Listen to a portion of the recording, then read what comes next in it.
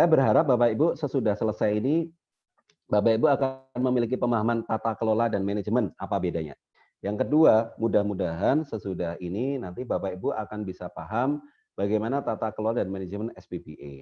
Dan yang ketiga, Bapak Ibu akan bisa paham siapa penyelenggara SPBA. Itu ya, 3 aja. Nggak banyak-banyak, 3 aja. Nah, sekarang bagaimana agar sukses tadi? Nah, ini saya mengambil COVID 2019. Jadi COVID 2019 Pak Bu ya. SPBA atau akan sukses manakala Bapak Ibu mengelola 3 hal. Biasanya nomor 1 Bapak Ibu atau Pemda atau KLDA fokusnya hanya di teknologi. Ya. Nah, menurut COVID 2019, teknologi itu diwakili oleh 2 hal. Bapak Ibu akan sukses atau organisasi sukses manakala mengelola servis, yaitu layanannya, infrastrukturnya, dan aplikasinya. Ya, ini service, infrastructure, and application. Kemudian mengelola information. Information itu termasuk data dan informasi, database, dan lain-lain. Jadi Bapak Ibu mengelola teknologinya, 1. Tapi yang jauh lebih penting Bapak Ibu, adalah saya selalu mengatakan the most important is the man behind the gun, not the gun alone. Ya, bukan cuman tembaknya aja. Bapak Ibu punya pistol, tapi orangnya nggak bisa pakai pistol, ya sia-sia. Pistolnya bagus, tapi orangnya nggak bisa nembak juga sia-sia. Makanya Bapak Ibu terpenting adalah orangnya. Orangnya. Ya.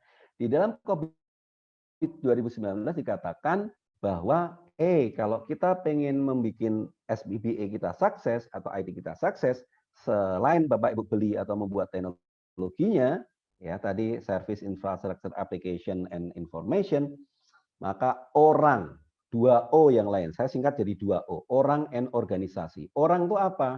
Yakni dalam COVID 2019 dikatakan people, skills, and competencies. Orangnya, orang itu maksudnya jumlahnya Pak Bu ya, ada. Jadi orangnya jumlahnya, dibutuhkan 5 orang, 10 orang, itu people, ada. Tapi Bapak Ibu punya 10 orang, dia nggak punya skill sama kompetensis, ya sia-sia. Malah tambah masalah Pak Bu. Kebanyakan orang, tapi nggak punya kompetensi, malah masalah. Saya pernah waktu jalan-jalan di Malaysia Pak Bu, kita ngobrol, saya tanya, di Malaysia ada berapa? How many people di Malaysia waktu itu tahun berapa ya? Di situ 24 kita masih sekitar 4. Nah, mereka mengatakan, we have 24 million people ya. Kita punya 24 orang penduduk di Malaysia. Di Indonesia ada berapa? Di Indonesia kami punya 240 juta orang. Wah, kita 10 kali Pak. Tapi kenapa Malaysia bisa lebih maju gitu kan? Karena ternyata yang 24 juta itu punya skill and competencies gitu. Jadi kalau Bapak Ibu punya karyawan, karyawannya itu 100 tapi nggak punya skill kompetensi, Bapak Ibu malah jadi beban. Ya, tapi kalau Bapak Ibu punya 10 karyawan, 10 saja punya skill kompetensis, itu lebih hebat. Hebat lagi punya 100 karyawan, punya skill kompetensis, itu hebat. Persis selalu mengatakan kalau saya percaya bahwa misalnya banyak anak banyak rezeki, saya setuju. Seandainya anak kita tadi ya sesuai dengan perintah Allah kita persiapkan skill and kompetensinya, maka punya anak 10 gitu ya, 10-10-nya pinter gitu. Maka kalau di Quran kita harus siapkan meninggalkan anak yang kuat gitu, yang pinter, maka dia akan betul-betul menjadi sumber daya yang kuat. Tapi kalau kita banyak anak gitu ya, tapi kita tidak peduli terhadap skill kompetensi mereka, akhlak mereka, ya malah menjadi masalah gitu ya, menjadi masalah. Makanya balik lagi ke COVID 2019, biar IT kita sukses, maka Bapak Ibu harus bukan hanya invest di teknologi, tapi invest di orangnya, invest di SDM pengguna teknologi itu, ke staff Bapak Ibu, termasuk invest buat Bapak Ibu sendiri. Ya. Jadi skill kompetensi. Bapak Ibu nanti akan ada istilah self efficacy. Ada istilah self efficacy. Self efficacy itu adalah keyakinan diri. Keyakinan diri bahwa Bapak Ibu mampu terhadap bidang tertentu. Itu penting. Ada sebuah penelitian bahwa orang yang mempersepsikan dirinya itu mampu, itu dia akan cenderung mampu beneran. Saya ulangi Pak Bu, ada penelitian. Kalau Bapak Ibu confidence, yakin Bapak Ibu mampu, maka probability-nya dia mampu beneran itu lebih tinggi. Dibandingkan sejak awal Bapak Ibu rendah diri, tidak merasa tidak mampu. Jadi berdasar penelitian itu, maka nomor satu Bapak Ibu harus meningkatkan rasa percaya diri. Self-efficacy beda sama real kompetensi ya Pak Bu ya. Jadi riset itu menunjukkan self-efficacy ada hubungan positif terhadap real kompetensi. Gitu. Orang yang confidence dia mampu, pede banget, itu cenderung akan mampu beneran. Gitu. Nah, untuk itu Bapak Ibu sekalian pimpinan maupun kepala bidang, kepala seksi, Bapak Ibu harus terus meningkatkan rasa percaya diri Bapak Ibu sekalian. Cara apa? Yaitu tadi baca, belajar, tergantung Bapak Ibu suka apa. Kalau Bapak Ibu orangnya motorik, Bapak Ibu audio, Bapak Ibu visual, gitu, webinar kayak gini cocok, gitu ya. Gitu. Kalau Bapak Ibu orangnya suka baca, ya mungkin lebih cocoknya baca. Gitu. Nah, setiap kali belajar kayak gini ada istilah-istilah baru, dipakai aja Pak Bu, jangan malu-malu. Kayak kata-kata governance, ya, governance, people skill, competencies, gitu ya. Jadi pakai aja, catat aja gitu. Jadi nanti kalau pas ngobrol sama teman-teman udah pakai istilah itu, gitu ya. Jadi begini teman-teman, agar SPBA kita atau e-government berhasil, maka kita harus mengimplementasikan, membangun governance sistem komponen. Wah, keren Pak Bu. Itu nggak apa-apa Pak Bu. Apa itu Pak? Itu adalah teknologi sama 2O, orang dan organization.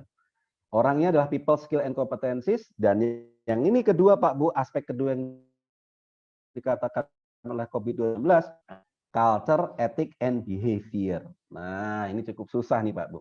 Ada satu nasihat mengatakan bahwa kebiasaan itu dibentuk dari hal-hal yang dipaksakan berulang-ulang untuk dilakukan. Nah, kebiasaan yang terus dijaga akan membentuk karakter dan akan membentuk culture. Culture itu apa tuh Pak Bu ya? Culture itu tata nilai organisasi Bapak Ibu yang Bapak Ibu nggak sadari tapi itu ada di organisasi. Dan ini memang perlu strategi Pak Bu untuk membuat culture itu. Makanya yang seringkali orang meremehkan itu, terutama teman-teman teknologi ya. Ah udah deh, yang penting kita mampu, nggak bisa. Culture itu akan mempengaruhi attitude ya. Orang-orang pinter Pak Bu, orang-orang pinter ditempatkan di satu tempat, tapi nggak mampu kerjasama akan sia-sia, malah tambah parah gitu ya. Baik, teknologi orang, lalu organisasi. Jadi menurut IT COVID 2019, agar IT sukses, maka Bapak Ibu juga harus concern pada O berikutnya, yakni organisasi. Apa saja itu? Yakni Bapak Ibu harus memastikan organizational structure-nya benar, strukturnya benar. Salah struktur aja, itu sudah membuat Bapak Ibu nggak bisa lari cepat. Saya menemukan itu ya. Jadi salah struktur aja, yakni integrasi data. Ya, integrasi data itu harusnya bikin API. Ya. Nanti seksi integrasi data biasanya bikin API, API gateway, API aplikasi dan lain-lain. Nah ternyata di bagian aplikasi itu integrasi data diisi oleh teman-teman staff yang tidak bisa pemrograman, Pak Bu. Padahal integrasi data tadi ada di bawah infrastruktur, bidang infrastruktur, gitu ya. Nah sehingga dengan terpaksa setiap kali bikin API yang bagian integrasi minta tolong ke seksi aplikasi atau bidang aplikasi. Padahal itu tupoksinya integrasi data, anggarannya integrasi data. Nah itu udah problem lagi Pak Bu. Makanya saya mengatakan struktur itu penting, tupoksi itu penting. Kedua yang harus dikerjain adalah proses. Jadi Bapak Ibu sekalian, COVID itu merekomendasikan ada 40 proses, ada 40 proses. Proses itu Pak Bu, kumpulan aktivitas, rangkaian aktivitas. Biasanya Bapak Ibu lebih mengenalnya pakai SOP gitu ya. Jadi ada 40 SOP yang SOP terkait IT yang direkomendasikan oleh COVID. Sebenarnya untuk bikin SOP itu ITIL dan COVID sudah punya SOP-nya, Pak. Tinggal ngopi paste aja di akomodasi. Nah, itu yang harus dibuat, kemudian yang harus Bapak Ibu buat dan kerjakan juga adalah Bapak Ibu harus membuat ini prinsip, policies, and procedure. Jadi apa itu kalau dalam bahasa evaluasi e-government, yakni dari mulai kebijakan internal, ya kebijakan internal, Bapak Ibu bikin kebijakan internal sampai dengan bikin standar layanan, sampai dengan membuat SOP, sampai dengan membuat juknis. Nah, itu contohnya kayak gitu. Oke ya, Pak Bu ya. Nah, ini saya udah ngasih contoh nih. Jadi, Kalau pengen e-government-nya SPB-nya sukses, Bapak Ibu harus invest dan harus menjalankan teknologi 2O yang lain, orang dan organisasi. Yang dalam COVID, dia menyebutnya ada 7 komponen yang harus dipenuhi dan dikerjakan, yakni service infrastructure application, information, people skill and competencies, culture, ethic and behavior, kemudian organizational structure, process, principle, policies, and procedure. Oke ya. Baik. Lalu agar IT sukses butuh tata kelola dan manajemen. Agar IT sukses, SPBA Bapak Ibu sukses, Bapak Ibu harus menjalankan governance and management. Jadi kalau dalam definisi ITGI 2005 ini mengatakan bahwa yang disebut dengan tata kelola atau governance, IT governance adalah tanggung jawab dari Dewan Direksi, Dewan Puncak, Dewan Strategis, Eksekutif. Dan itu mencakup kepemimpinan, struktur organisasi dan proses untuk memastikan bahwa IT, IT yang dibeli diadakan oleh organisasi itu betul-betul mendukung strategi dan tujuan organisasi. Governance itu menerima feedback ya, melakukan manajemen tata kelola berdasarkan business need. Nah, kalau business need-nya, kalau di Pemda Pak Bu, itu business need-nya adalah visi misi Pemda, indikator RPJMD, permasalahan daerah, potensi daerah, keinginan masyarakat, peraturan pemerintah pusat, itu business need yang harus dipenuhi. Nah, si governance siapa kalau di Pemda Bapak Ibu? Governance itu siapa? Kalau di Pemda, governance adalah, kalau di Perpres 95, itu tim koordinasi SPBA. Tugasnya ngapain? Tugasnya adalah EDM, E evaluation, D direct, M itu monitor. Governance sama manajemen itu analoginya kayak mertua sama kita. Maaf ya, Bapak Ibu yang mertua. Mertua kita itu governance, Pak Bu. Kita ini manajemen. Dalam hal apa? Dalam hal anak, Pak Bu. Anak kita ini manajemennya adalah Bapak Ibu, Bapak sama istri Bapak atau Ibu dengan suami Bapak. Itu adalah dengan suami Ibu. Itu adalah manajemen. Mertua dari Bapak Ibu adalah governance. Apa itu? Bapak Ibu mertua, khususnya Ibu mertua.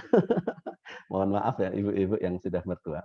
Biasanya melakukan fungsi governance. Apa itu? Dia melakukan monitoring, evaluate, and direct terhadap cucunya. Apa itu biasanya? Ya, dia akan ngecek.